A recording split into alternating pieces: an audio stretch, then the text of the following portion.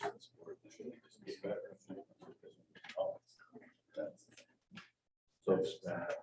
Yeah.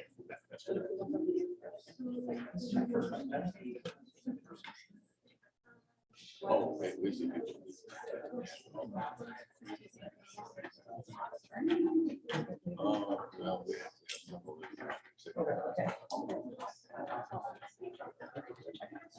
I'm in trouble here.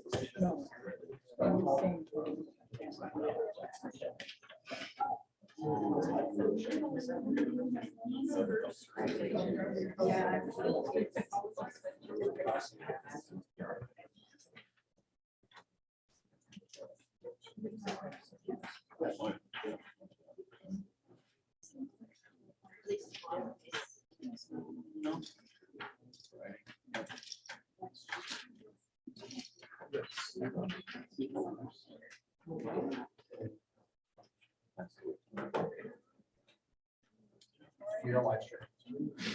The mic's on. Mic's on.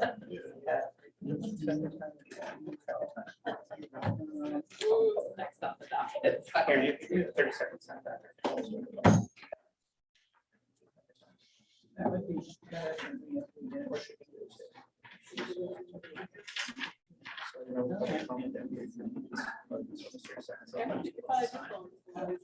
Oh, one of the, 30 seconds.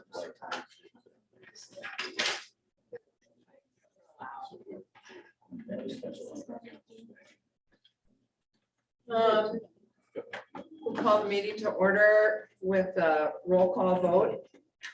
Yeah, Rotted House, Here. Fox, Here. Dr. Schroed, here. Matt, Absent. Berglund, She's walking in. Here she comes. and Jones. Here. Our reading of the district mission vision statement by Director Fox. Regardless of who you are or what your story is, you can learn and be loved here. Our vision, creating compassionate, competent problem solvers. Our operating principle, information for one is information for all. No surprises, verify facts, think ahead, disagree, that is explain your thinking, and then commit. Thank you. Is there a motion for the approval of the agenda? Are there any additions or corrections? There's one change. We're gonna table the mission and vision presentation. Joe Taylor comes sick today. So we'll move that to January.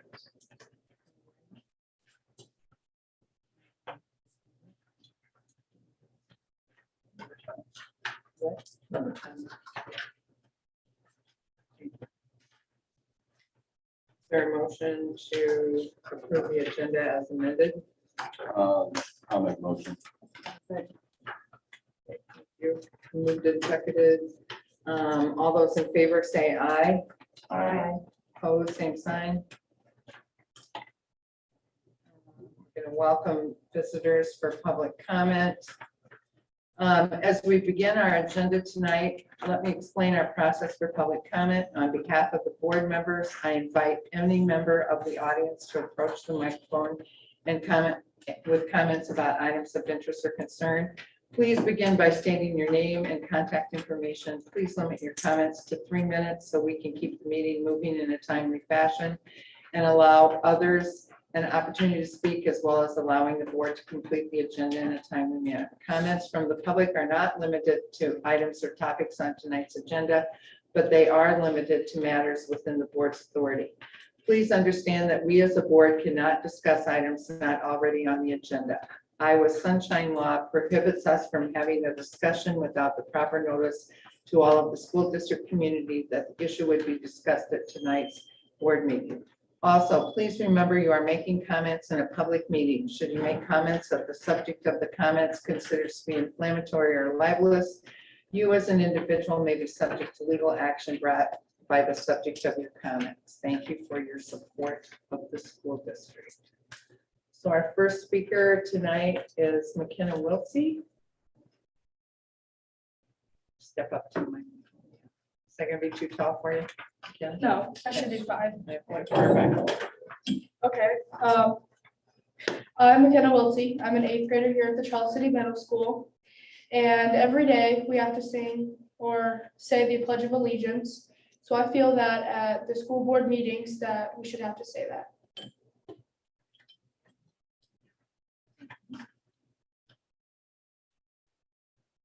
Robin? Thank you.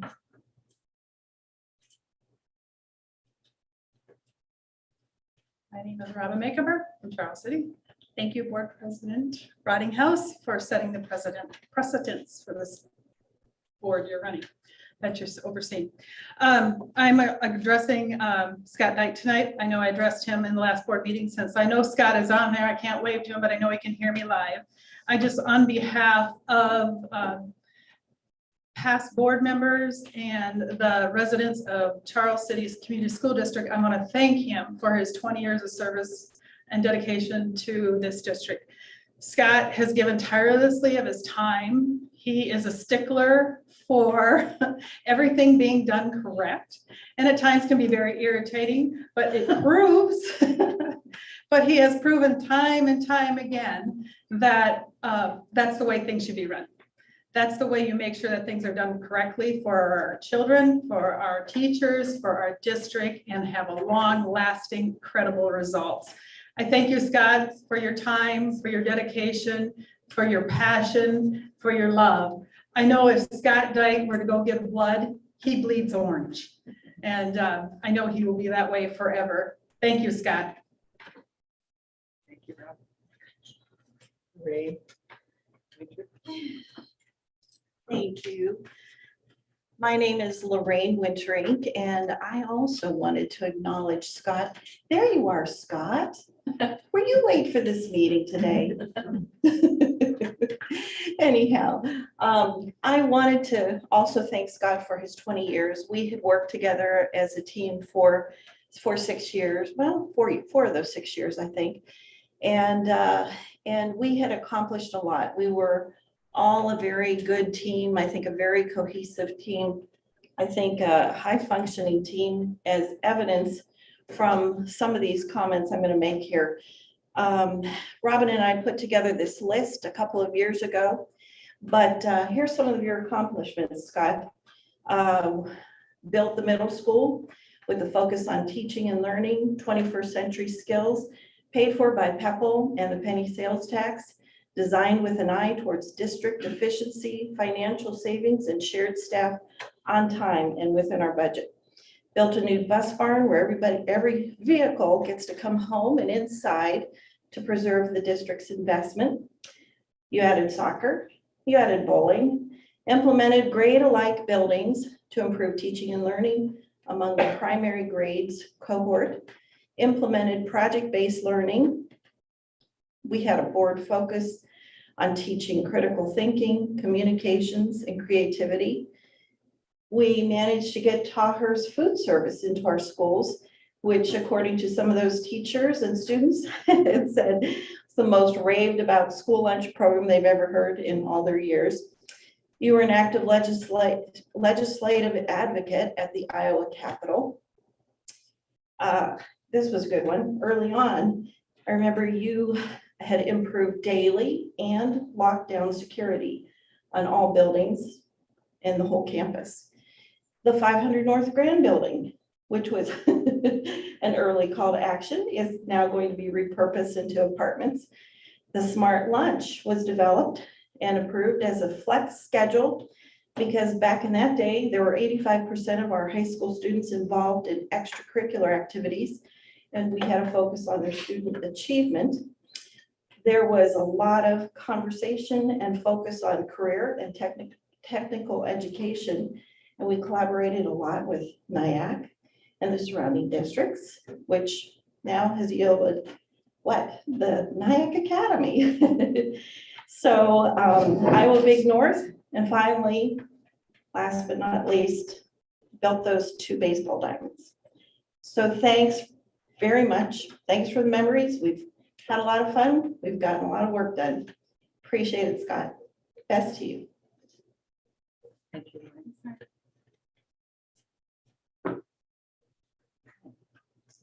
Anyone else wish to speak? Okay, we'll move on to comments by board members and superintendent. Mr. strategic goal one of equity and achievement, or sorry, student engagement, I think of the new terms. We've just completed map testing and we went through our first round at grades 3 through 12, 3 through 11. And so we're seeing some good results coming in. We're going to share a little bit of that tonight.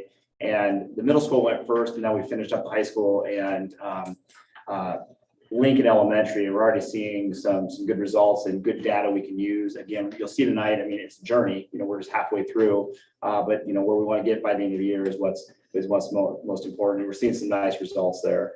We also really proud of a team that we had in Washington that had stepped up to the plate and said we had some issues with our phonics curriculum down at in the early childhood levels.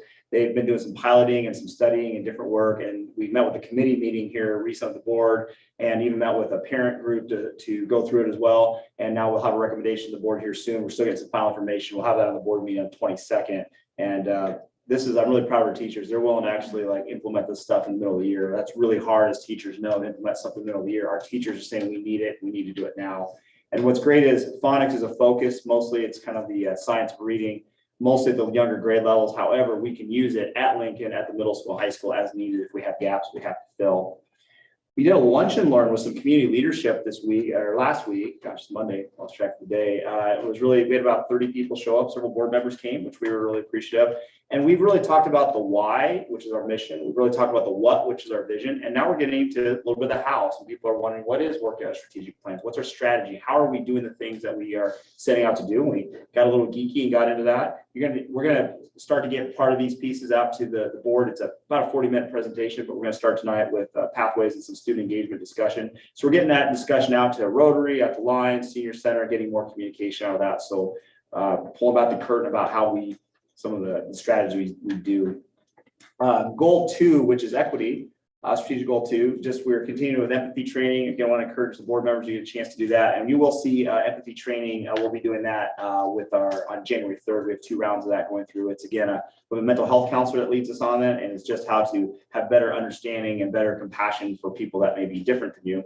And again, it's a mental health based type of training. And also we have started to work on replacing round door handles, which I want to really credit Scott Dyke for pushing us on that. That's an ableism issue that we've had to work on. And so we're getting door levers installed, and that's a real issue at Washington at Lincoln. It's about a $37,000 investment, which we've already made as an organization. So it's going to take time to actually get them installed. We're going to start working on it even over Christmas a little bit. Going into goal 3 of leadership, we are interviewing currently student board members, which I appreciate the president and student board member Jones is working on that. So we're a little behind on that. COVID has put that behind, but we're working on getting a junior board member seated, hopefully for acceptance in January. So that's exciting. Lots of student leadership going on. We've been talking about that in the community. I mean, we've had students out raking leaves. We've had students out volunteering community service in a variety of ways. Eric Hover's leading much of that in the middle school. We had all of our new flooring show up at the high school here recently and for the new weight room. And that was completely unloaded by students. And, and it's not us saying, hey, you have to go do this. It's them we're changing mindsets and culture of having an open heart and wanting for others as much as you want for yourself. So I've been so impressed with seeing that with community service. And then also with leadership, I really want to talk about our friends at the Learning Center at TLC had a great presentation at Rotary, and that is just starting to happen. We got the roof done this week. I know there's some final fundraising pieces, but we're excited, hopefully, to start to see kids moving into that facility at North Grand here even this summer. So that's really, really exciting. And also, we have now moved central services out of North Grand, and Sean Fouch is beginning to start work on construction of getting that 40 units of market rate housing going, which is really, really fun to see. And finally, goal 4 of healthy culture. We did finish our survey data. We have now administered surveys to parents and staff, and we're doing the student surveys this week, 3 through 12. So we'll have some data, which we'll share a little bit of that today. And our teams are making adjustments based on that on our data. Our staff data came in relatively good considering the year and the challenges we've had, but we have our span of care leaders working on how to do that. We do see some areas where we can improve some of our parent engagement and parent scores. So we'll talk more about that tonight when we get out the metrics. So that's the update from the district. Yeah. I was just gonna say, last week, I don't know what day it was, Monday, I think, I went out to the Central Services building. It's really nice. You walk in and everybody's greeting you, and it's snug, It's cozy. It's cozy, okay, cozy is a good word, but very nice. Not quite done, but move-inable, so I don't know if that's a word. Anything else? Okay, we'll move on to committee reports. Brooklyn? Yes, well, as Mike mentioned, last Thursday, the Comic Cafe served the lunch and learn at the Zastro Room, had a delicious meal. There were about 40 of us there, community leaders. David and I, as the committee, were there. All of our leadership did an excellent job of explaining what their role is and what's going on in their area. Person sitting next to me, who happened to be the mayor, said, you know, every time I hear, I won't say which principal, but speak, I just want to go out and do good stuff. And that's kind of how I felt about all of the presentation that day. It's very successful, and really, the Comic Cafe was an obvious way of seeing how our students are involved and successful. Anything else, David? Yeah, Dave? No, I guess the only thing that it lasted for a little over an hour.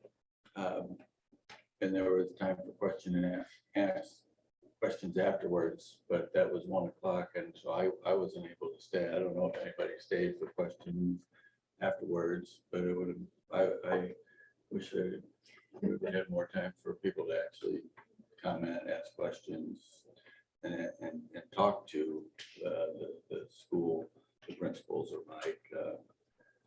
As opposed to it was just a presentation. I didn't hear very many questions. We had some stay afterwards. We're still, that was the second time we presented it. We're trying, principals are chatty, school administrators are really long-winded, so we're trying to figure out how to maybe get that a little more concise, because we're hoping like a 30-minute presentation with like 20 minutes of discussion, but we're still working on that.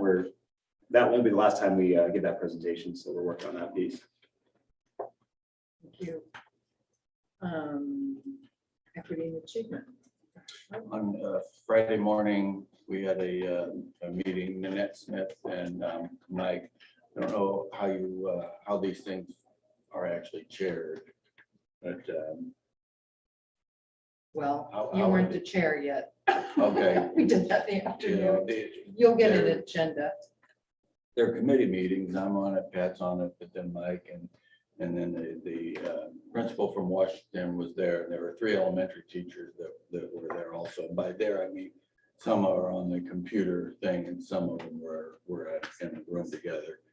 And there's a issue with phonics, and I think it started out more at the elementary level. And they did do as Mike mentioned, they looked at 3 different programs. And they have arrived at this one from a company called Really Great Reading. And the other 2 didn't solve the problem that they think needs solved.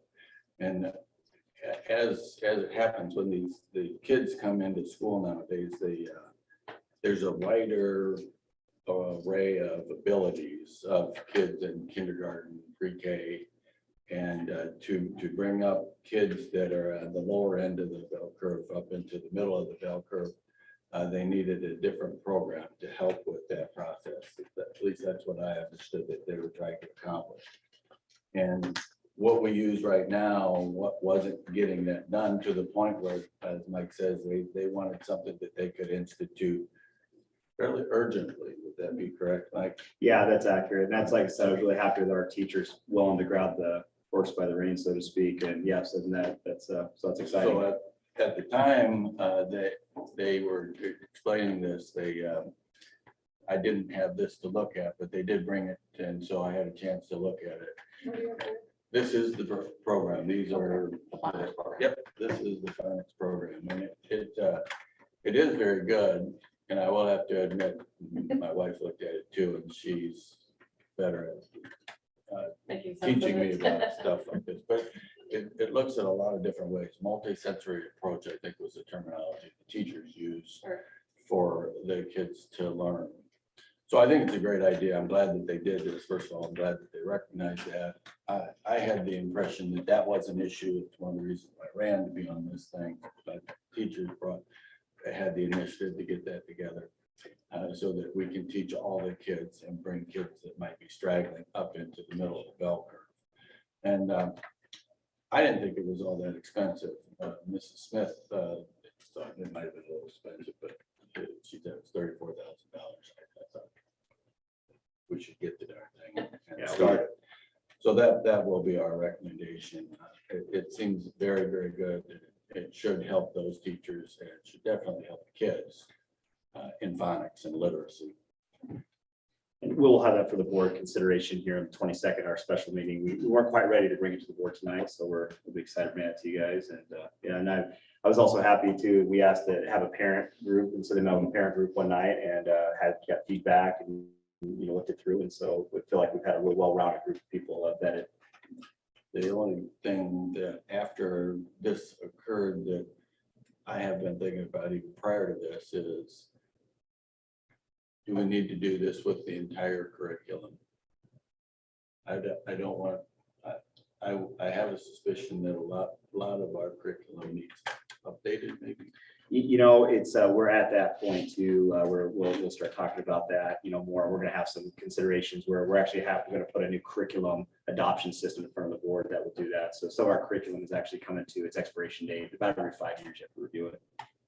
Okay, so it'll be done as an overall plan as opposed to piecemeal. Yes, absolutely. We just put that math curriculum in last year, and then for 9 through 12, and then 7th and 8th grade adopted a new math curriculum that goes with the high school curriculum just this fall. But we have been missing a unified system of how that is reviewed, and so we are actually, and selection is, and we've created kind of a piecemeal system of how to do that. But coming from the board, it's in a pilot study with some staff right now. They're reviewing it, but the board will start to review in January a new system for curriculum review and adoption. Okay. It's been a 2-year process actually to develop that. Is this an okay time as part of this report to ask a couple of questions about the curriculum? That would not likely be appropriate in committee and report, so. SAC, We had our SIAC meeting and we had, we did our presentation with our, the presentation we did for the lunch and learn. So that was nice to do that. So we had a group of people come in and that was nice. Got some feedback from them as well. And so we'll continue to put those things out as well. And some other things we'd shared SIAC we talked about. I'm excited now. I can actually get numbers. We've been working on this finally, and I will have a more full report on it with graphs and charts and whatnot in January. But we do finally have some of our enrollment things finalized. I want to be able to report out to the board tonight. Again, I'll have a full report in January, but our certified enrollment ended up being 1554.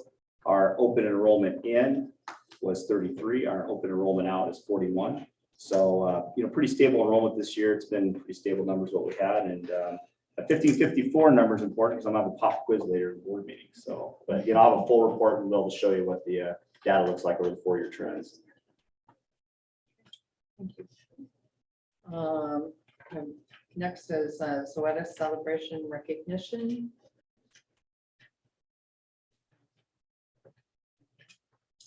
Let's see. I don't think we have anybody from Zoetis tonight. We want to present them, but since we'll do it in absentia, so we'll have that. So we wanted to thank Zoetis and really want to thank Becky Bosch, who was a big part of this. They donated $50,000 towards our activities department. So we wanted to present this award to them tonight, which we'll make sure that they get. But this money is going towards some improvements in our activities. One of the things that happened this year is we now have to have new shot clocks because the Athletic Association Union changed some of the rules. So that's a pretty expensive cost that we weren't anticipating. So that's going to help with that. And we'll obviously be doing some advertising and some recognition. And so we're just very thankful for Zoetis for donating $50,000 towards our activities department. I'll make sure they get that award. Thank you. Okay, next we're going to recognize Scott Dyke for his years. 2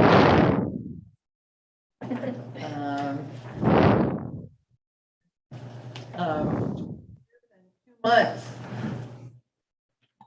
Scott, That's a long time, isn't it?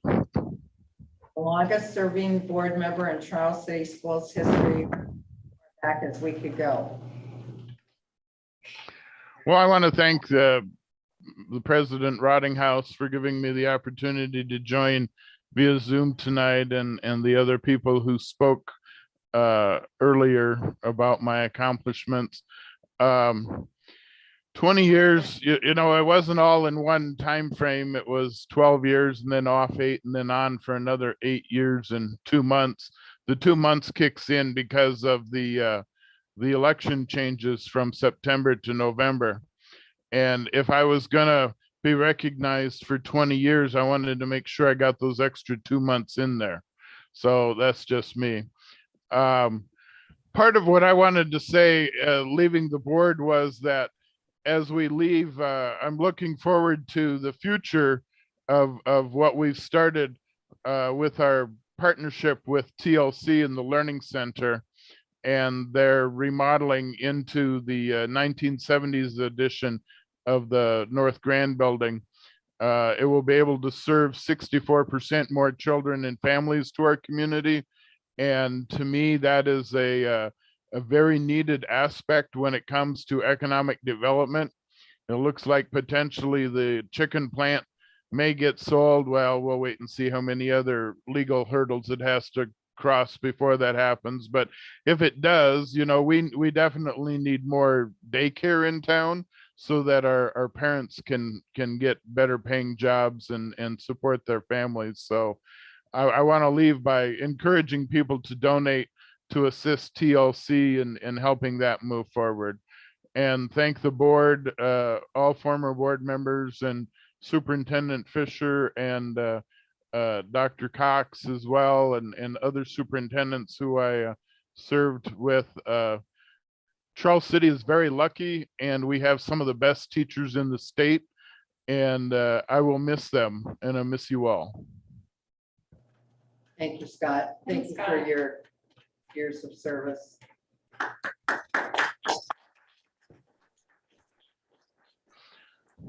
And someday I'm gonna get Superintendent Fisher an orange and black tie so he stops wearing those purple ones all the time.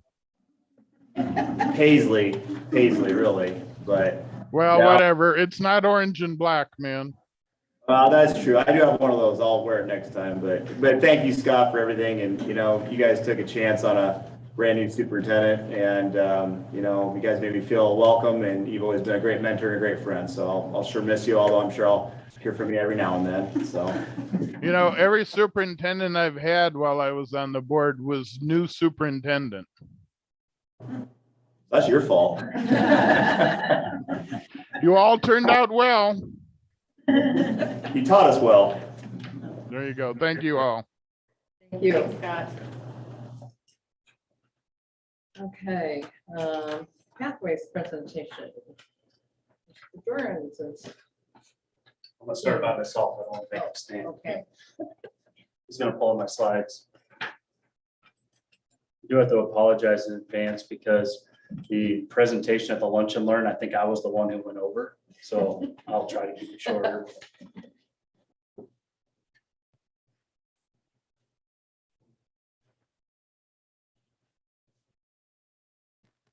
It was kind of interesting. I don't know if Scott's still on. Some of the stuff that you were sharing was stuff that it's like, oh, it's cool. I get to see some of that into action now through this pathways, through what we're working on. So kind of a neat little thing to Scott that it's like, I know he's passionate about that area, keeps growing, and we just keep plowing forward.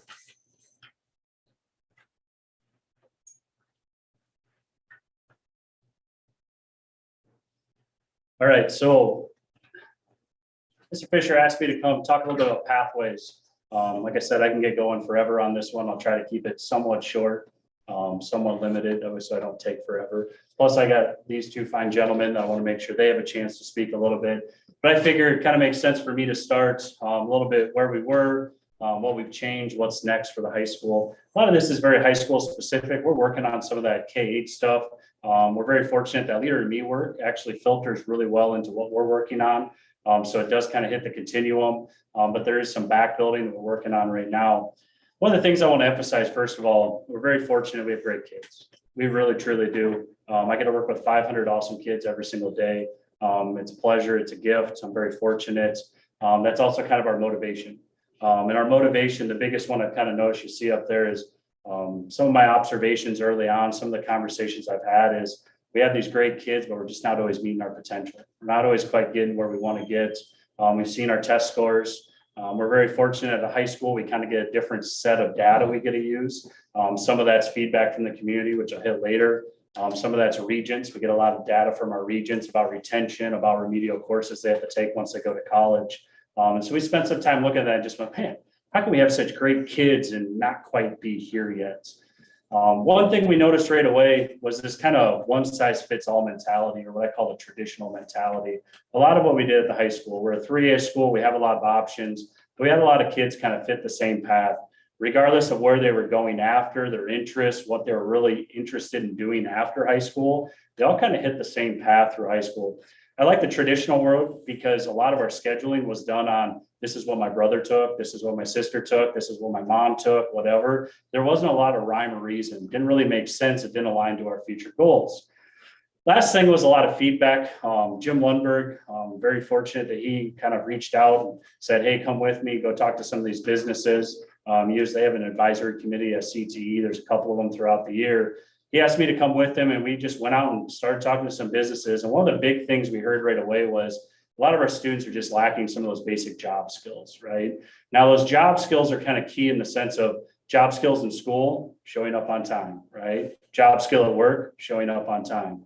Job skill at school, getting your stuff done on time. Job skill at work, getting that assignment done for your boss on time. They all kind of parallel to each other, as well as they actually lead really well into that college prep side of this.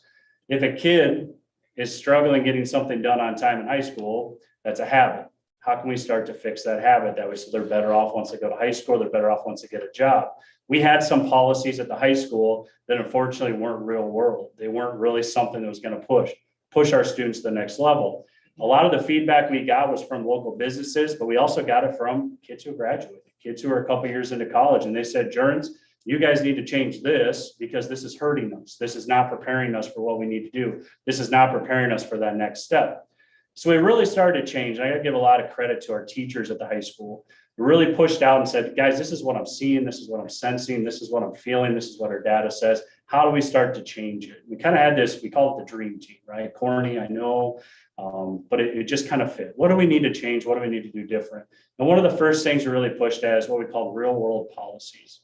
We had some policies in place that really weren't aligned to real world. If a kid asks forever to turn an assignment in, they're not going to have good habits of prioritizing things or getting stuff done or organization. Some of those basic skills that we need to be successful, we're actually kind of enabling the other behavior. We're enabling the other side of it.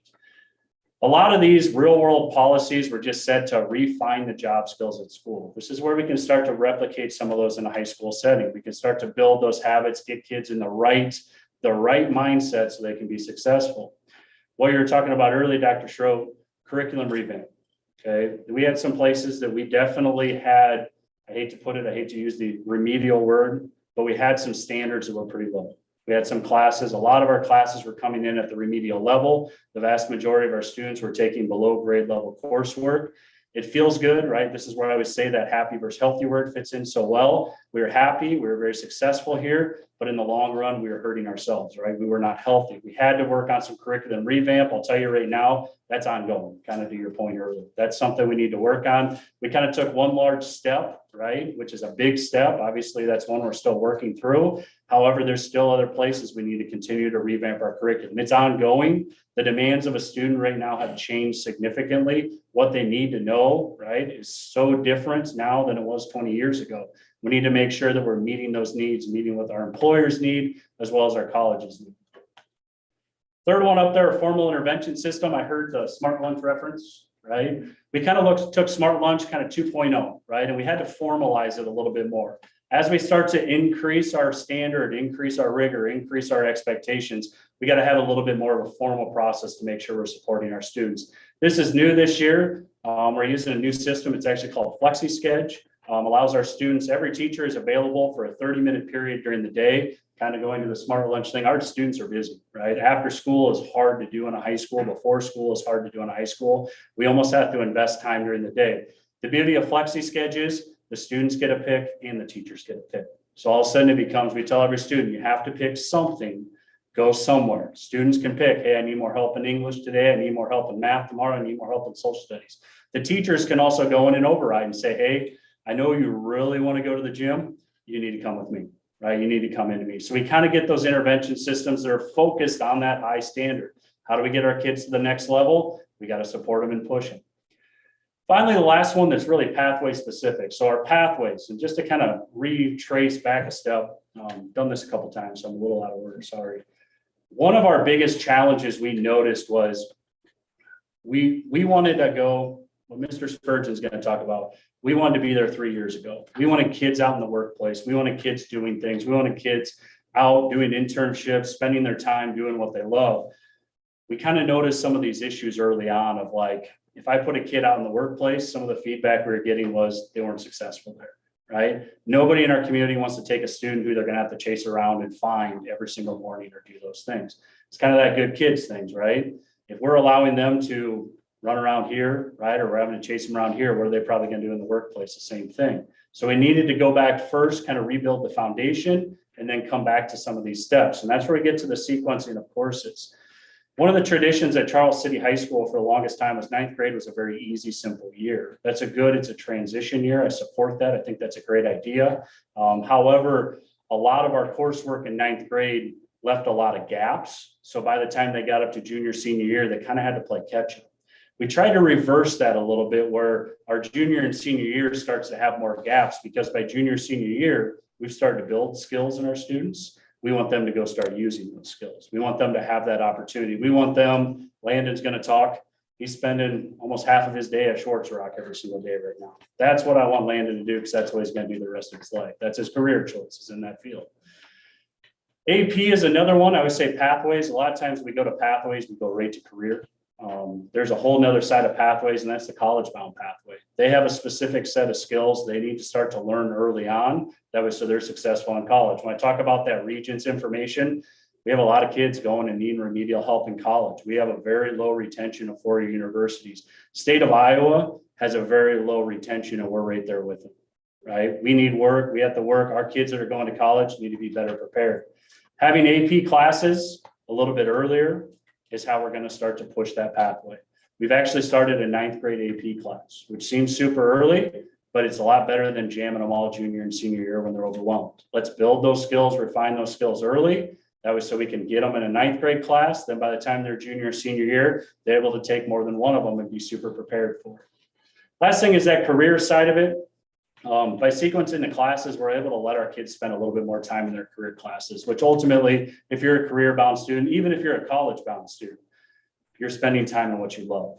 I always say our goal as a high school is to get find everybody's passion and let them spend more time in it. If you love music, I want you to spend more time in music. If you love welding, spend more time in welding. If you love working on diesel things and tractors and everything else, right? I want you to spend more time doing it because our job, right? I always say the best job you can ever have in your life is the one you're passionate about that aligns to your interests. And we need to do that same thing with school. How do we start to get kids more credit? So I'm done talking for a little while. I'm going to transition. I'm actually going to ask Landon to come up here. I'm going to give a little background on Landon. He's going to kind of talk about what he does, what his day looks like, why he loves it. This is a perfect example of, I'm going to use Mike's phrase, lucky versus leading. Right? We're very fortunate for Landon in the sense that we have a person who is able to line him up that he can spend part of his day every day working and doing what he loves. What we're trying to do that Mr. Spurgeon's going to talk about is make it a system. That was so if you come up to us and you have a passion, we want you to be able to spend some time doing what you love. So Landon, I want you to talk about what you get to do and why you love it. All right. I don't really have much to say, but ever since Lumber got me the job at Schwartz Rock, I loved every minute of it. I actually have a timer on my phone to get to school, but whenever that goes off, I'm like, oh, I have to go to school again. But I wish I could stay up longer. But anyway, I don't know. I just love it there, and I get to do a lot of things. What do you do there? Really anything. I'm kind of like gopher right now. But in the summer when I first started, I started mowing lawn and spraying the yard out and basic stuff.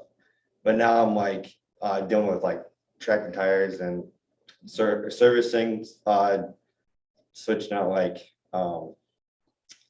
windows and really anything, I guess. Anything on the farm, it's farm equipment, right? Yep, yeah. I'm from St. Louis originally, so. Yeah. That's That's a what lot. you want to do. Yeah. Tell them what you're doing today. What were you doing today? I was actually spacing out tractor tire duals out, so you just gotta like make them closer together, so when you like plant in the spring for like corn, you don't run over the crop, so Okay.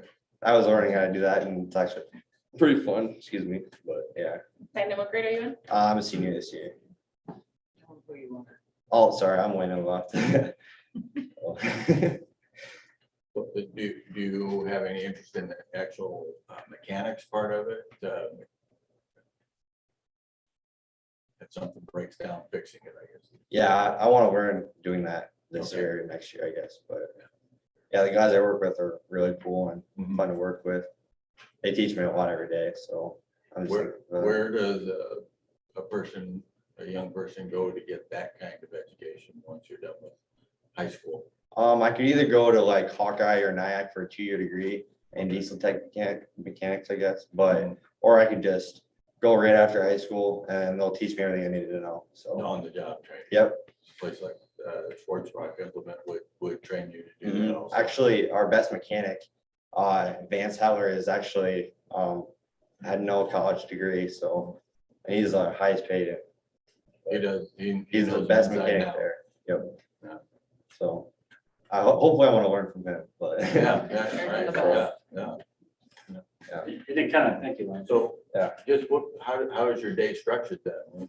When your alarm goes off and you go, "Oh, I gotta go. to What time do you go is to that work? I go about like 7:00 AM. But, You go to work. To work? yep, and then I get off at like 10:30, because I've gotten like a couple of 30s, but they'll leave a little earlier, but So then you have to be over here at, I go in here at 11:30, okay, time to eat lunch and then get ready and stuff, so, and take whatever classes you have left. yep, 5 classes. Credits, do you get credits then for the work at Sports Rock?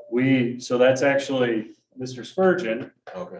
That's exactly that kind of lucky versus leading side, where right now, thanks Landon for being the guinea pig of it. Yeah. Right?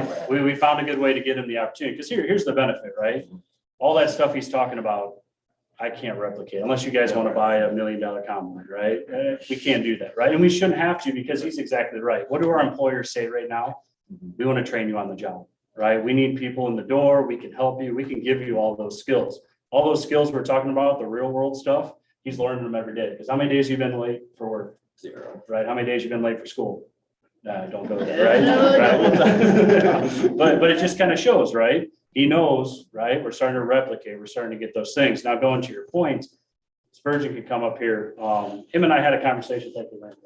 Him and I had a conversation a month ago, 2 months ago, and we have this kind of a couple of random groups of money, Perkins money, RPP money, which is just allocated by the state. We have some use for it. Him and I had a conversation about RPP money. I said, what we could really use is what's called an MOC endorsement, which really is called multi-occupational endorsement, or it allows him to supervise anybody in a work experience that's out there. Multi-occupational means it could be anything. He's got an ag background and an IT background, but he can supervise a nurse, he can supervise a teacher, he can do anything. He's got the training for it. And so what we kind of put out and said is like, it'd be great if we could find a way to get it. Him and I kind of worked together. I'll give him all the credit. He found a really easy way to do this, which is perfect because now we have an MOC. The benefit of the MOC is, guess what Landon gets to do next semester? Get credit for what he's doing, right? The real learning that needs to happen, the real learning that's benefited Landon, right? Now all of a sudden he gets high school credits for it. And that's kind of the expansion. So I'm going to get out of the way, Mr. Spurgeon's way. He'll kind of show you a little bit of what he's thinking and going for next semester. So like Mr. Jern said, I'm Brett Spurgeon, one of the ag teachers and FFA advisors. And I just kind of stumbled into getting the MOC endorsement because apparently all ag ed majors at Iowa State are able to get it. You just have to be able to document it. So then I was able to save the school a little money. What is that? Excuse me, what does that stand for? MOC, multi-occupational. So that multi-occupation. So as a CTE teacher and ag teacher in my area, I'm able to observe. What's CTE stand for? Career and tech education. So agriculture, industrial tech, FCS, business, Those are the CTE areas at Charles City, but I'm able to supervise students on work experiences like Landon in the ag area, but I wouldn't be able to do that if somebody wanted to go say, do a work experience at Synergy. Someone else would have to do that. But now that I have that multi-occupational endorsement, I'm able to do that. And so that's exciting. Mr. Todd Forsyth had done that in the past. And when he retired, we didn't have anybody to fill that space.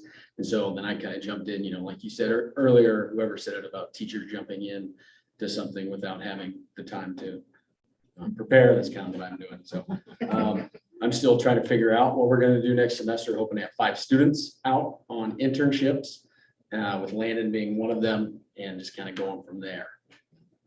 Any other questions? I'm trying to think what else. Have we, you said you were looking at getting 5 students out Yep. there. Are other businesses, are we going to them or are they coming to us? A little bit of both. We had our ag advisory meeting, ag and industrial tech advisory meeting last week. And so we talked to some of those business owners and community members there about it. And so we've made those connections.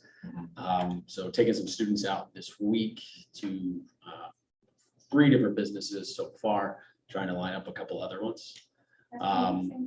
Yeah. So, and then, because that's when we get into the difference, and like Mr. Jur is going to talk about the caps, with the work experience side of things, looking at those students who are going out to start their career when they graduate. So, like Landon getting in a great spot like that, with that, and then maybe more of the caps is those students who are looking into maybe becoming a lawyer and then doing work experiences at a law office or a doctor or any of those other kind of things. But I will be able to oversee those because I kind of got a mix of those students this next semester I'm looking at, and still really don't know how it's all gonna work, but we'll figure it out. Are there other like districts in the area that have this type of program that you're able to ask around? or- Yep, and I've reached out to a few of them to get some different things I've put together. Say, Mr. Spurgeon's acting like he has no clue. He has like a 3-ring binder over there of all this stuff, so don't let the humbleness, humble- yeah, the don't let the humble humble person. get out of the way. You can brag. Yeah. I'm not gonna do that. I'm not gonna brag yet. Yeah. Let the students do the bragging, Yeah. right? Brian, Wait till can the you end of talk the the semester. difference? I think there's a little bit of a misperception of what a co-op student was and why we're not doing that, and why we're moving to internship. Yeah, our big goal, there's so many words that describe this: apprenticeships, internships, work experience, right? And they all come at different levels. So I kind of give a brief rundown of each. A co-op student, which I think we had a co-op program there for the longest time here. Co-op students are great. Co-op students really focus more just on the job skills. So a lot of times you see a co-op student more just partnering. A lot of times you see like secretarial, right? Or you see somebody answering the phone. You don't really see somebody doing the work. So they're hitting just kind of the job skill component. A work experience or internship, the direction we're going, we're trying to hit that job skill side and that actual career side. So like Landon has to do more than just show up at 7 o'clock and just sit there. He needs to show up at 7 o'clock and do whatever they ask him to do, right? He does get a lovely sweatshirt. We were all making fun of him about the sweatshirt, right? But he gets all that. So he gets that kind of dual experience. So you're getting that career specific skills and you're getting those job skills. When you get into that apprenticeships, and apprenticeships are kind of hard for schools in the sense of it creates a big partnership. We actually had one with an electrician 2 years ago. We were pushing, he's a great person. We tried as hard as we could to get apprenticeships going. It takes a lot. And it takes a lot from the community in the sense that that person you're working for essentially has to log hundreds of hours of actually instruction with that person. Apprenticeships are beautiful. I think we can go. I know the state's kind of making some work. I know NIAC's actually, our counselors have been meeting with NIAC about some ways NIAC's working to help. That's the dream, right? We can have a kid do an electrical apprenticeship while they're here, a plumbing apprenticeship. The reality is that's such a big step for us that we're just not quite there yet, plus working through the state. Once you get that actual apprenticeship, right, you pretty much walk out of here like you just graduated college. That's a goal of ours. It's just going to take a little while. So you kind of have 3 designations. You have that co-op student, which is just job skills. You have that work experience or internship, which is kind of the job skills plus that career specific skill. Then you have that apprenticeship over here. What was the nursing program? The nursing program, so our nursing program actually fits more in the apprenticeship. And that kind of shows that example. That had to be state approved. That has to be run through. It's actually run through Chautauqua, which is how we're able to do that. So they're the ones teaching the class, but it's kind of that same I don't know the exact number of hours, but they have to be able to log a certain amount of hours of instruction, a certain amount of hours of clinicals, a certain amount of hours of everything. We're very fortunate Chautauqua has partnered and helped us with that because we rely on them so much. We're fortunate there. Build those in the other places just takes time. Thank you. And then, one other thing I did want to say too, so a student like Landon, when they're 16, they will get those credits too, but then those businesses can also pay them as employees. So there's definitely a double benefit for them as they're going out and getting those career skills and also making money and being employed. And that's different than work experience, correct? Because work experience that could not be paid. Once you're 16, yes. Yeah, once you're 16, it's still work experience once you're 16. Oh. Yep.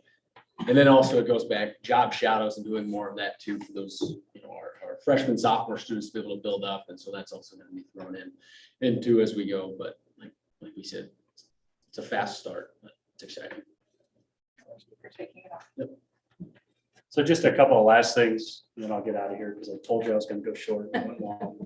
I'm going to blame Landon because that's the easy one. Chatty Landon. Yeah, Chatty Landon. CAPS, he talked a little bit about CAPS, essentially the exact same thing as work experience or an internship. How we're kind of separating these two is CAPS has a little bit more of a focus on those college-bound careers. One where you're a little bit more CEO, a bank requiring specific training in order to do. Brett's talking a little bit more the career side of stuff. We're talking more, CAPS is really pointing more like, hey, I want to go be a finance manager. Hey, I want to go be a CEO. I want to go be an engineer. CAPS is essentially the exact same program, only it's more of a partnership with an individual where we're going to sit down with the person and say, hey, it's pretty hard to convince a CEO to give a student ownership, let a student come in and just run their organization. However, it's really easy to look at them and say, hey, you're busy. Everybody's busy. Can you give us 7, 8, 9 on your list? Can you let this student help you with 7, 8, 9? Something low down. It's not critical. It's not urgent, but they can help you with it. So it gives them that same experience, focuses on those skills, but allows them to continue. A couple other what's next, just to put them out there, because this is new, robotics. I don't know if a lot of people are familiar. We did start a robotics team this year. Jesse White is person running that. We're pretty excited about that. I think last I heard we have 17 students, which is pretty good for the first year. They're getting ready, state comp. It's a worldwide thing. So I can't remember if it's state, if they go to state or if they go right to nationals. It's something kind of different like that. They're working on that. Room 300, the old Comet shop over in the Ag Wing is where they have the robot. If you're ever over there, you can look at that. We brought back DECA, just kind of another real world opportunity. DECA is just a business competition model. Students get that opportunity to go practice and make a sales pitch. Here's a product. I need you to make a sales pitch. You have 30 minutes and you got to present it out and you get judged on that. So just those real world opportunities. And so kind of all while we're going through this, what's next, we're kind of at the fun stuff, all right, the sexy stuff, the stuff we haven't had the chance to do in a while, but we're finally at that point where it's like, hey, our job skills, we're pushing them. We're finally ready to start doing the fun stuff. Let our kids have cool opportunities. So, any questions? Yeah, answer them all. Means we either talk too long or. I can tell that you're not passionate about this. No, it's been a couple of years in progress. Keep us updated. Thank you.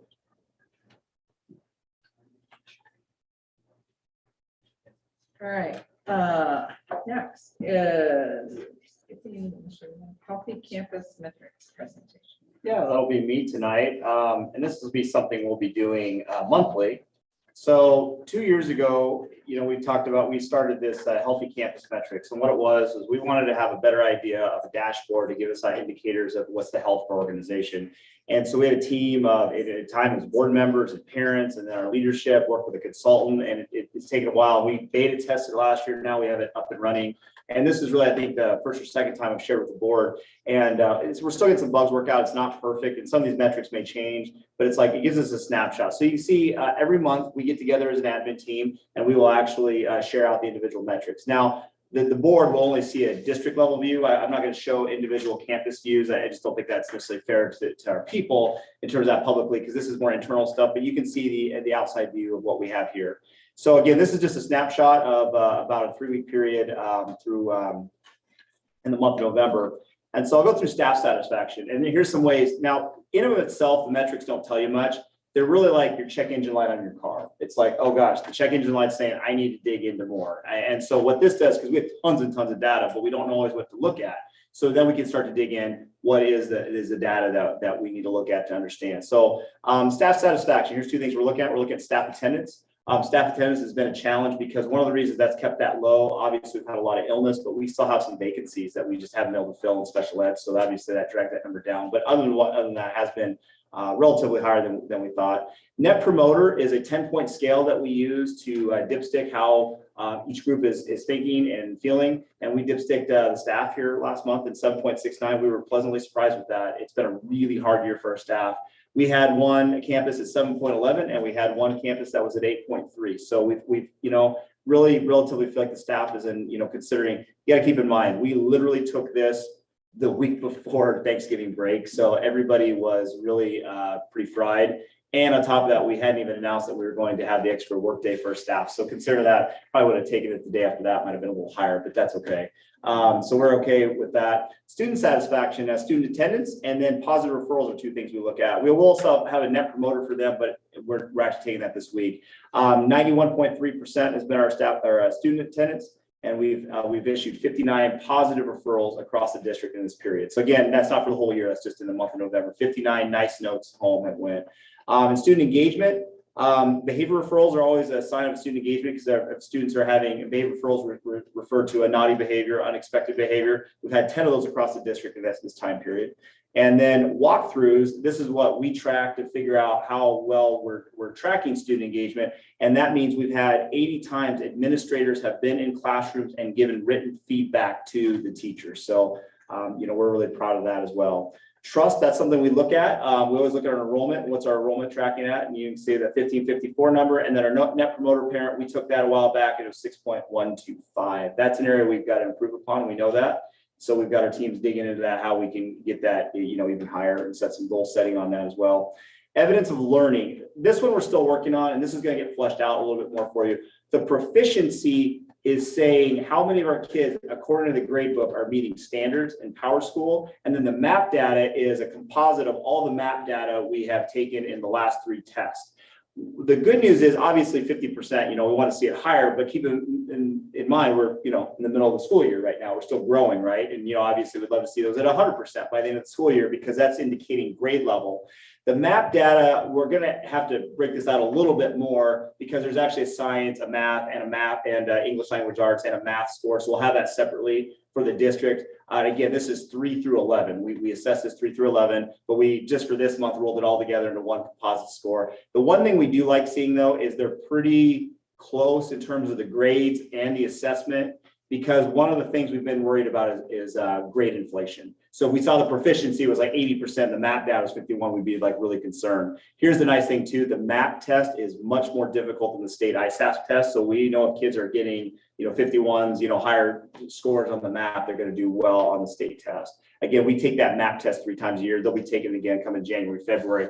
And then connectedness, these are percentages and leadership. 38.3% of our kids are in identified leadership roles, and 55% of our kids, and this is K-12, are participating in something outside of their core class. Now, obviously that can be varsity basketball, but at Washington, it might be the art club, it might be an after-school music event and things like that. It might be with a taekwondo club, which is really cool. We're tracking that as well.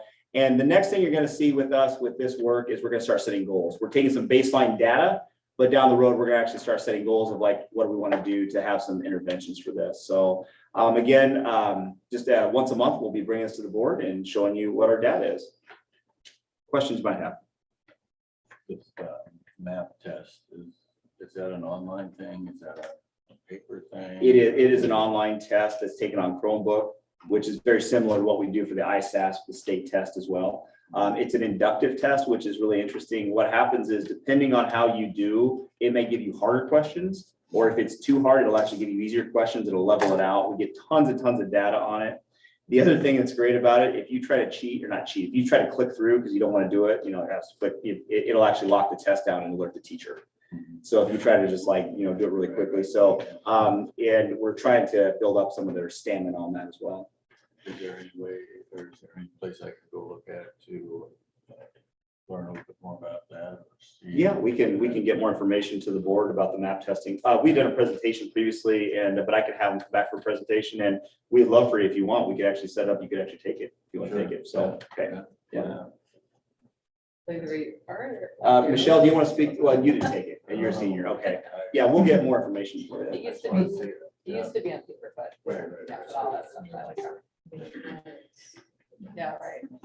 Yes, we can't Christmas trees. Christmas trees anymore. Yeah. But What space grade levels was that? free. 3 through 11, yeah, which is the same testing band that we do for the state test as well. So seniors don't take the final state test, just through 11th grade. And my understanding is because it's taken 3 times a year, they're getting 3 sets of questions that would be reflective of what is happening. Yes. Like and they're that- getting harder. Yes, it depending matches on the the time of standards, yeah. And my understanding is, and they have it for, so you can't cheat, kids get different questions and different things, so it's much more secure than it's been. And what's exciting is our adults are really happy, like, we have a lot of data to interact with now, and we aren't, unfortunately, in the past, we've just taken the ISAS with like kind of the hope, like, I hope we do well. Now we know how our kids are gonna do and get involved and make more predictive, measurements from that, and so we're excited about what this is gonna be doing. The middle school's been doing it for 2 years, and this is our first year now with Lincoln in high school. Well, it's also good feedback for the teachers, right? That they know what they need to beef up on. Yeah. That was in the presentation. They can, I don't like, look at the specific skills. Mhm. Yeah, it breaks it down by standard. That's really important. Have you been able to look at whether or not the kids that are taking just the whatever assignments and quizzes and tests in a class compared to how they do on that? I think that was that's the math data average versus the proficiency. Yes. Because the proficiency would be based on what's happening in the classroom, and then the math would be how they're doing on these tests. So what Mike's saying is like, we want to see those similar so that it's like, okay, we're teaching what they're being tested on. How do you, I guess I want somebody to show me how they get that. What happens with, what's really happened a lot is we can always write a test a kid can pass, right? Oh, yeah. But that doesn't mean they've actually, know the standard. And we're trying to write to the rigor of the standard. It's called depth of knowledge. Like, how hard is the standard? Well, we have a 4-point piece. There's 4 levels of rigor, right? Well, if the standard's at a level 3, but I only write the assessment at a level 1, they might pass the assessment, but then they didn't actually meet the standard. What's happening now, because we have the map test data, it's forcing us to up our game on our own assessments that we create. Because it's one of those things, like, they got 100% on the test, but they got a 20% on the map. It's kind of we call it inter-rater reliability. It's checking our 6 of like knowing of like, is this test, challenging enough? And so we're seeing the rigor, I think, really, up even more on that. I guess, Brian, you're here, talk about that. Have you seen people like recreate their classroom assessments and bump the rigor up? What's that look like for you? I mean, just kind of overall, that's one of those kind of eye openers we had. I talk about that, like, take a high school example, if that's all right, where, take how we're seeing a lot of take a high GPA versus low test scores, right? Where those, you want to see those kind of comparable, or at least relating to each other, in the sense that we don't want to instill a false hope in somebody, especially like we see in high school so much about ACT scores. We have a lot of tough times where it's like we think we're way up here and we come back with this really low score. Now our time getting into college, we're not prepared. And what this is doing, and we're a little bit new to the map side of it, it's giving us kind of that early predictor or that kind of indication of like, are we going to line? I guess I'm not hearing what I want to hear, right? I'm not asking what I want to learn. So in the map test, does it test biology knowledge, chemistry knowledge, Yes. physics knowledge? Yep. Different math levels knowledge, English, grammar, literature, Yep. history? Does it test all that? Yes, correct. Not history so much. Oh, not history, sorry. It's, so I was just trying to pull it up. Give me 1 second. That's why I wanted to look at it. And if it tests, let's just look at biology. Does it? And I don't even remember how high school, where biology falls anymore. Sophomore year. I think that's great. Yeah, that's like- Freshman year. Fresh freshman. But wherever that falls, is the map test testing what the kids are supposed to be learning then? So if it tells, does it break it down by subject matter? Breaks it down by subject. So they actually take 4 different tests. They actually take a math test, a science test, a reading test, and a language test. So within science, you'd have biology So then in questions. that science test alone, it's broken into the 3 domains, which is the life, the Oh, earth, sure. physics, or physical. So Okay. then that's broken down, then it breaks down those into the actual standards, which are all aligned to the state adopted NGSS for science, which is what we're state required to use. So whatever they're taking in biology, they should, Yeah, if we're aligned to the state, which we are, right? it should be aligned to the test. And just those classes, biology, physics, are there books or is that all Chromebook? then They also use- versus? Most down here in science, they use, the hard part is with NGSS, it's shifted a little Which bit. is This is NGSS meaning? next Next generation generation. science standards. Yep. And that was adopted 2-3 years ago here. It was a little bit later here. Yeah, Maybe 4 or they were 5 new years 5 ago. years ago. Yeah, Yeah. so a little bit. And when it initially came out, there were no books, right? I'll just being honest. When NGSS first came out, there were no books. This has kind of created them to kind of revamp, create their own curriculums out of it, which is more aligned to the standard rather than just aligned to a curriculum, which kind of pumps the rigor anyway. So a lot of that in science is kind of a little different. A lot of it's more created around the standard. So it's just standards-based curriculum. Are those standards online? Yep. Where? If you go to the Iowa DE, has them all. Harvard What? Ed. Our Department of Ed. Oh, okay. And that's what I'm emailing out to you. I'm I'll say it's a little tough to like, you get to click like 20 places to find it, but it's a Click 20. That website. is that DE difficult. website. Yeah. Hope they're not As long as listening. I did it, Yeah, I'm trying to get them where, I'm gonna send them out to the whole board so you can see, it's called scope and sequence. It's like the sequence of our standards and the scope of how deep they go with the rigor. And Dr. Schroetz asked, I sent it out to the board, I'm just gonna try to do it in a digestible format. 'Cause it's gonna be a pretty broad document, but I'll get that out to you guys. I need dinner, so I'll stop. Too many good questions. Thanks, Brian. All right. That's okay, good question. Kirby said I need dinner. Christine's like, let's go. Okay, so this, Well, and I had one last thing Okay, to sorry. do this. So this was kind of fun. I was in charge of Fun and Frolic today for the Rotary, because I'm a Rotarian. And so what we do for Fun and Frolic, we ask quiz questions of the people. If you don't make, you got to pay $1. So I actually asked questions about the school district and some of our data, because we did this lunch and learn, a bunch of them were there. But I wanted to test the board tonight. And also this is, celebrating some of the great things that we're doing. Does anyone on the board know what is the state's expectation for test score goals? So what is the percentage increase that they want to see our increase as a state for proficiency? 0.5. What is the district's goal? So the state wants 0.5, 0.5%. What do we want as a district? 5%. 5%. So we're being aggressive. How much did the district raise English language arts scores this year as a district? 2.5.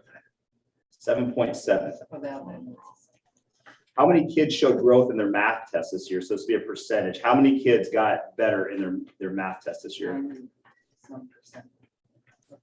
91%. So if you're paying attention earlier, how much is enrollment up at Charles City in the past 4 years? I only worked on 1554. Oh, I was like, that number that you gave, 34. Yeah, 34. Any other guesses?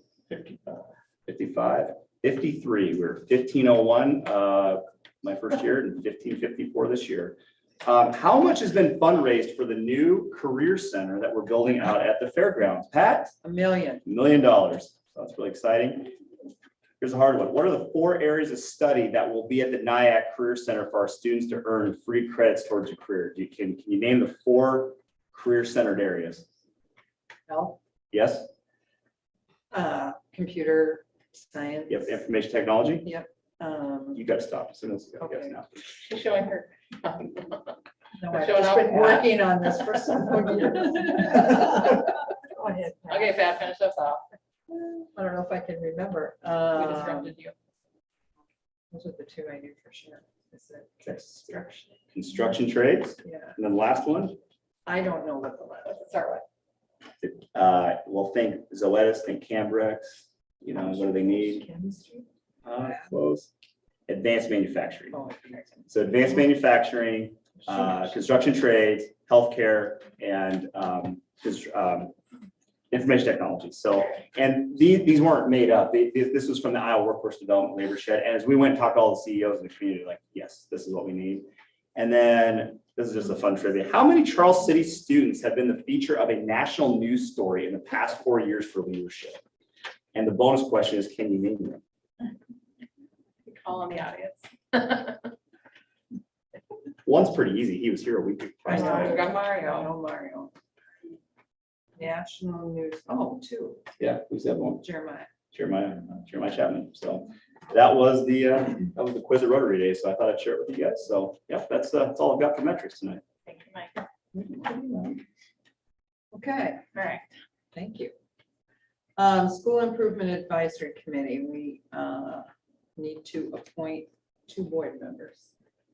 Our 2 board members both went off, so we've got to appoint 2 more. What does this committee do? It's oh my gosh, the School Improvement Advisory Committee. It's actually a state mandated committee. We have to have it to meet 4 times a year. So it's just a cross section of stakeholders, has parents, students, staff members. We have to have a couple board members. Scott and Missy were on it last time, which they decided to stay as community members, but we need 2 board members. And it's all grade levels. And it's not just the school people, that it's parents. It's parents, yeah, community, yeah. That's a yes right there. Okay, Dr. Schroep. I'll join. All right, thank you. Yeah. Oh, you have to, yeah, need a motion. Oh, yes. Way you improve yourself. Let's see. To approve the. site. Yeah, to approve the SAC committee as discussed. Is there a motion? I'll make a motion to approve. Well, you give the names, Yes, please. Dr. Schroep and Catherine Fox as members of the SIAC committee. Is there a second? Okay, it's been moved and seconded. Any other discussion? All those in favor say aye. Aye. Opposed?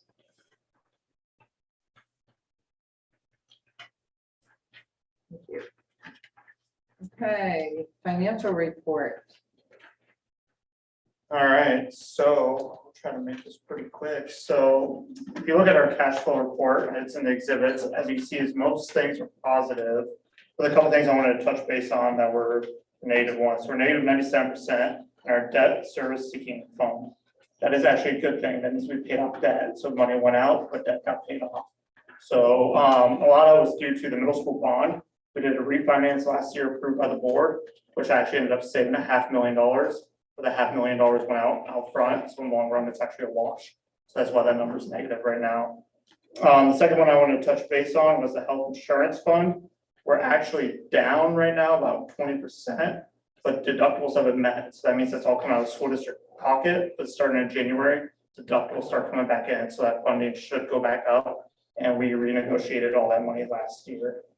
With that being said, everything else is actually, we had more money in the bank than we did in previous years. So we're spending more, making more happen, and we are staying financially solvent. So good work, guys. Yeah, that's kind of a report for November. Okay, good. I'm glad you brought that up about the health fund because I looked at it and went, oh.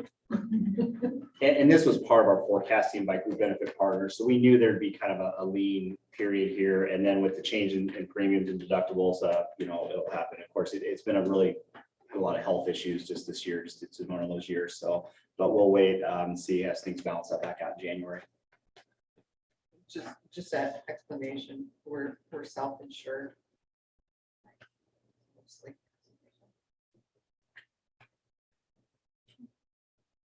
All right, is there any other questions for Evan? So do I have a motion to approve? I'll make a motion. Okay, second? Second.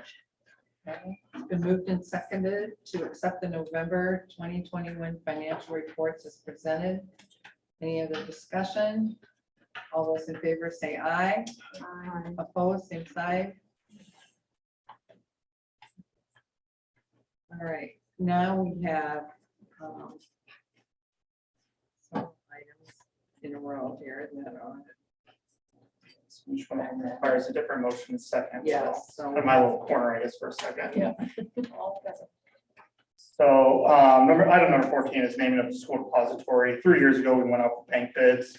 And these are the banks that had different bids towards the district that the board at the time selected. This is a 3-year contract, which expires June 30th this year. We're open to go up bids again, but every year we have to get board approval for me to deposit this amount of money into those banks. It's kind of set forth by our original bid, so I just have to bring it back to the board to let you know. We're keeping about $15 million as USB Bank throughout the year, $2 million at UMB, 200,000 at First Citizens, 200,000 at First Security, 200,000 at Fidelity, and then the Iowa School Joint Investment Trust of 200,000, which is where our food service funding goes through. So I'll just bring that to your guys' attention this year. Is there a motion? I make a motion to approve the list of depository banks and amounts as listed for 2021 and 2022.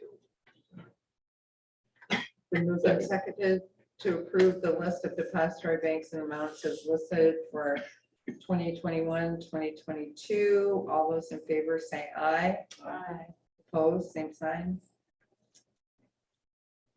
So 15 is modified supplemental amount at risk and dropout. So the easiest way to explain this is schools are obligated to maintain within what's called spending authority. Spending authority is set by the state based on per pupil count at a certain dollar amount. I'm not allowed to spend above that, but I can spend below that.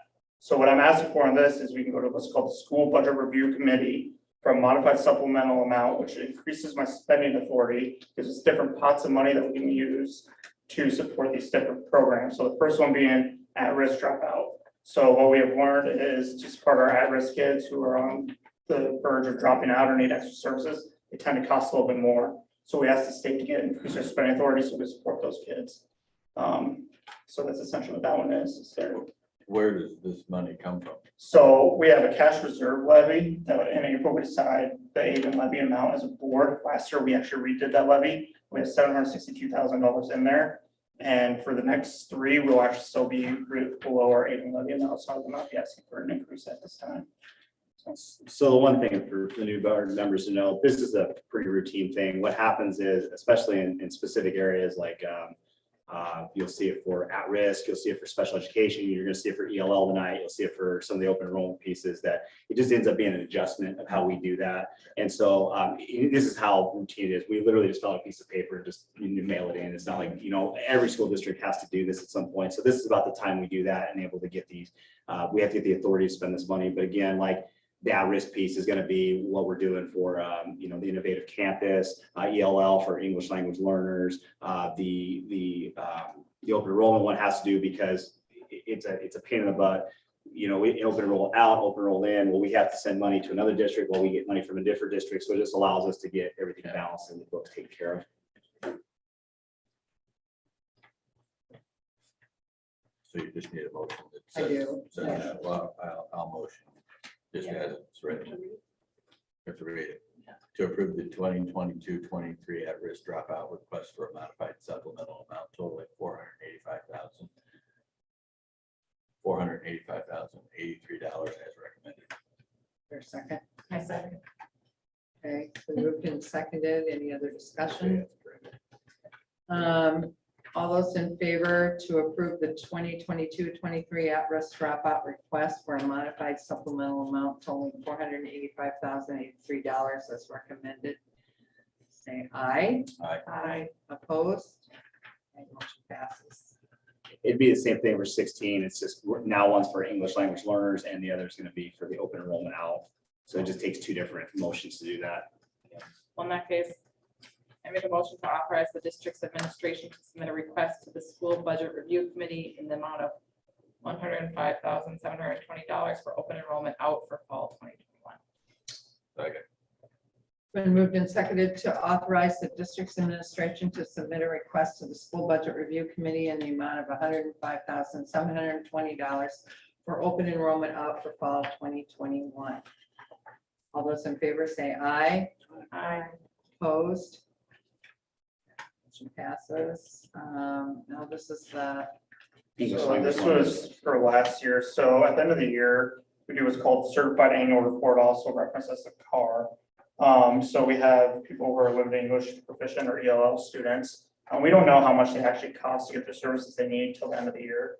So when I submit my final report to the state, it came out to, we needed $99,826.11 in extra money. So that's what I'm asking for, is for me to go to the school budget review committee for that extra funding to support our ELL kids or limited English proficient kids.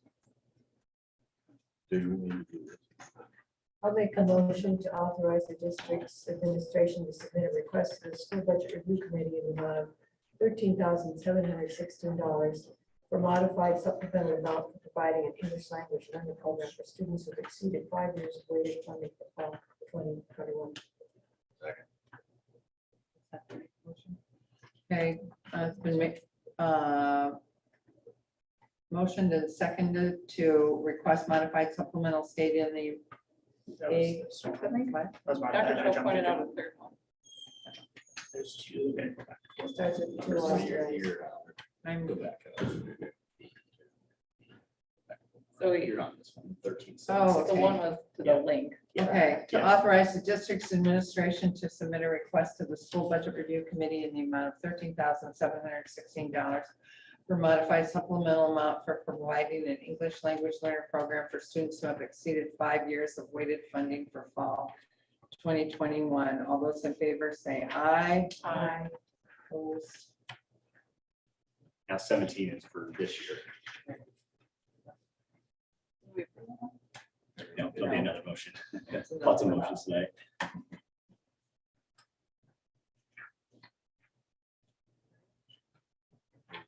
Yep, I'll make a motion to request the modified supplemental state aid in the amount of $99,826.11 for fiscal year 2020-2021. Excess limited English proficiency courses. Second. okay, it's been moved and seconded to request modified supplemental state aid in the amount of $99,826.11 for the fiscal year 2020-2021 excess limited English proficient costs. Any discussion? All those in favor say aye. Aye. All those opposed, same sign. Passed. Legal counsel, in the past, we've only had one, and then my recommendation is now to have two. There are times if we ever had a situation, so Allergy Cooney does probably 70% of the legal counsel for educational institutions, and then Dallas Lynch does quite a few as well. If we ever got in a situation where Allergy Cooney had to represent us against another school district, they might actually represent that other school district, and so that becomes an issue. So we have to have a backup to be able to go to if that happens. That's very rare. We rarely use Dallas Lynch. I think I've used him twice, typically use Allergy Cooney. But my recommendation has two just in case, because if we didn't do that, I can't call them out board people. So I'll make a motion to approve Allers, is that how you pronounce it? yeah, Allers. Allers and Cooney and Dallas Lynch as Charles City Schools legal counsel for the 2021-22 school year. Okay, it's been moved and seconded to approve Allers. Allers. yeah, Allers and Allers. Cooney and Dallas Lynch as Charles City Schools legal counsel for the 2021-22 school year. Any discussion?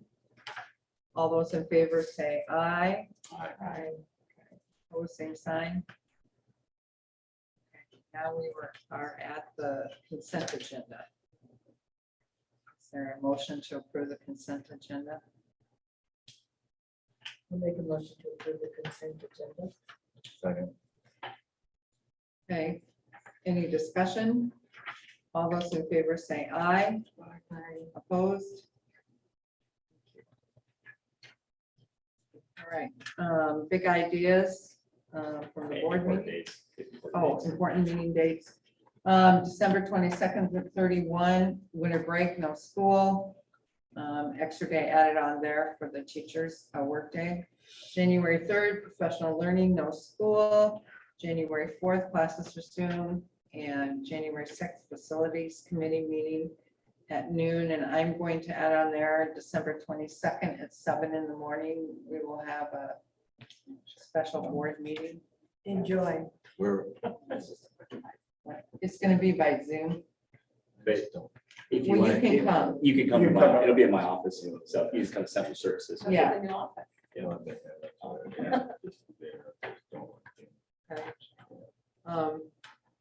It's 5 a.m. report. You're right. Berglin's not gonna be there that day. Okay. Okay, any big ideas from the meeting tonight? I guess I was, you guys go, I'm supposed to be quiet. Oh, go ahead. Go Pat. Well, I'm just excited about the pathways thing, and I did happen to go with Brian in a group and a business teacher and a group of high school students when they looked at the CAPS program in Cedar Falls and Denver, and it's great.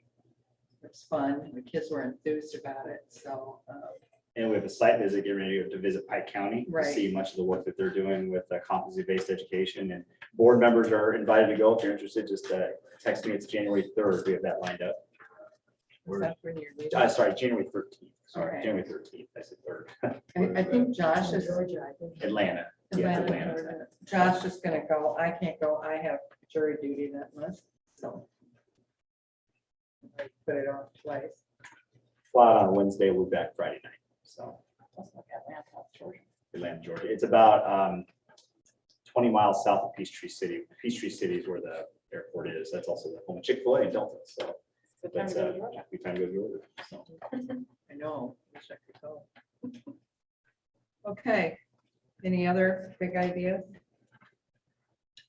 We'll do a 5-minute recess for the workshop. We do want to do a 5-minute recess for the workshop.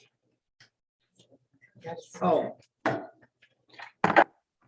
Sure. Oh, I won't do that again. 40. Tammy and Harry, can you hear me? Yes, I can hear you. I can too, thanks. Hey, well, we're gonna take 5 minutes. We'll come back at 7:45.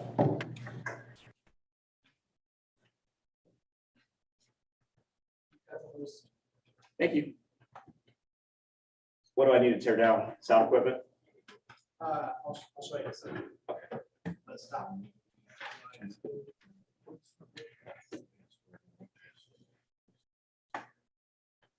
Use the staff.